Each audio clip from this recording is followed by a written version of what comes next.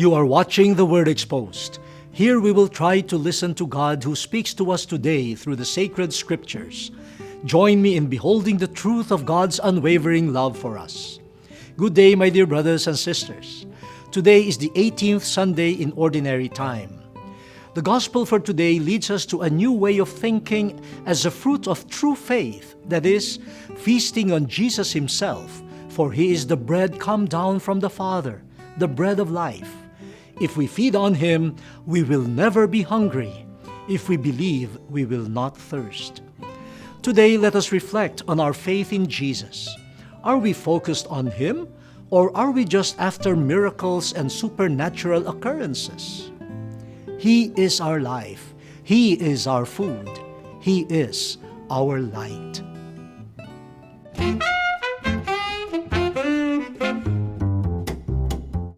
According to Jesus, the Holy Spirit will not invent new truth.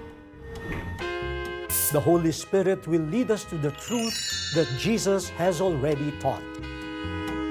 When you have the Holy Spirit, you can speak and explore different languages to address people of different needs. Barriers and boundaries of discrimination, division, and injustice should disappear. The diversity of the gifts should not be a hindrance to the strengthening of the church. God chooses all.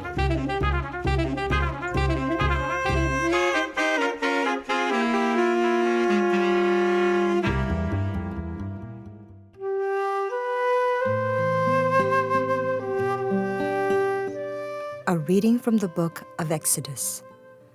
The whole Israelite community grumbled against Moses and Aaron.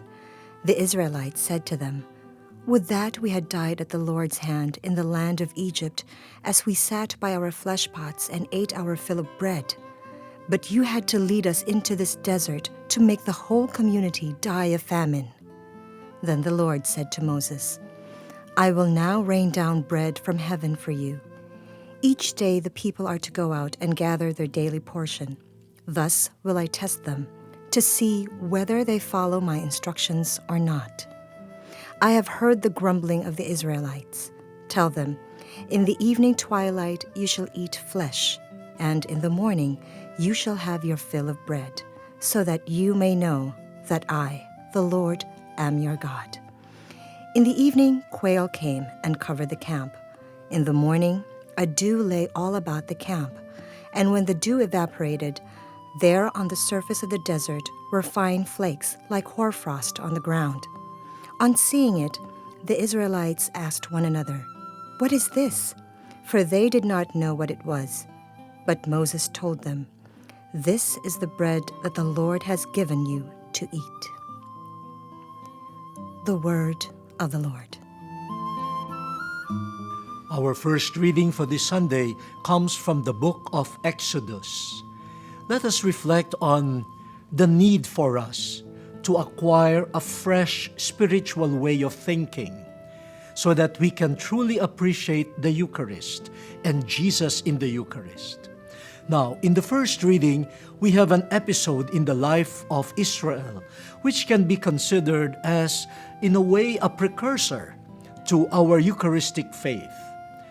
The people Israel experienced hunger and thirst in their wandering in the desert.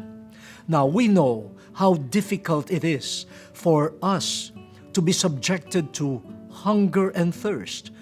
Some people say thirst is worse than hunger. These are basic human needs. And somehow, when these needs are not met, things happen to us worse than our former conditions, whatever that would have been. And for the Israelites, their hunger and their thirst made them forget, as though their minds became empty of crucial and important memories. They somehow forgot the memory of humiliation and slavery in Egypt. They also forgot the marvelous things that God had done for them, especially to set them free. Because of hunger and thirst, they blamed Moses for letting them out of this place of slavery. And somehow, their minds got distorted. They again longed for Egypt and for slavery in order to taste food again. But in this grumbling, God was still gracious. God sent them quail in the evening and sent them this mysterious dew or frost called manna, bread given by God to His people who have grown hungry and thirsty. But the question remains, will they see God's action in the quail and in the manna? They already failed to see God's action in liberating them from Egypt just because of their need for bread, just because of their hunger.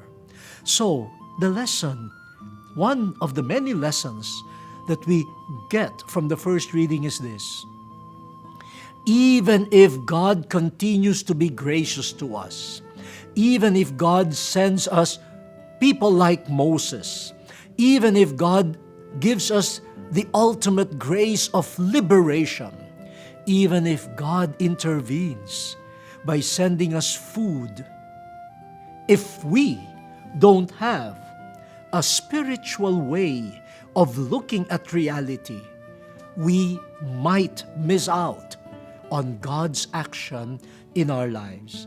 And what a waste! What a waste!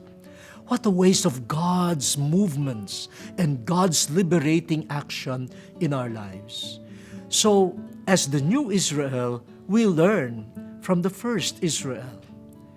How can we see and appreciate God's action in our lives? Only by a fresh, spiritual way of thinking.